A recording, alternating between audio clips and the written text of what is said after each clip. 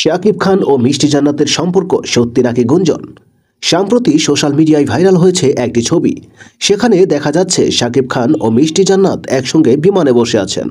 মিষ্টি জান্নাত ইনস্টাগ্রামে একটি ছবি পোস্ট করে ক্যাপশনে লিখেছেন লাভ লাভ।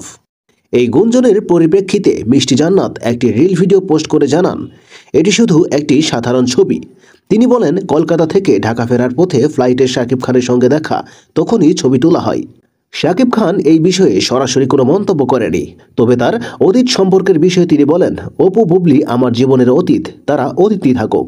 শাকিব খানের মা রেজিয়া বেগম বলেন, আমার ছেলে খুব সহজে সবাইকে বিশ্বাস করে ফেলে, এই বিশ্বাসের কারণে বারবার ঠকেও গেছে।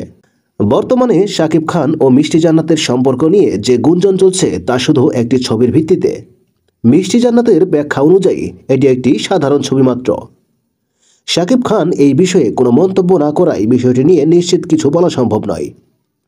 এই ধরনের গুঞ্জনের বিষয়ে আপনার মতামত কি কমেন্টে জানাতে ভুলবেন না। ভিডিওটি ভালো লাগলে লাইক দিন, শেয়ার করুন এবং আমাদের চ্যানেলটি সাবস্ক্রাইব করতে ভুলবেন না।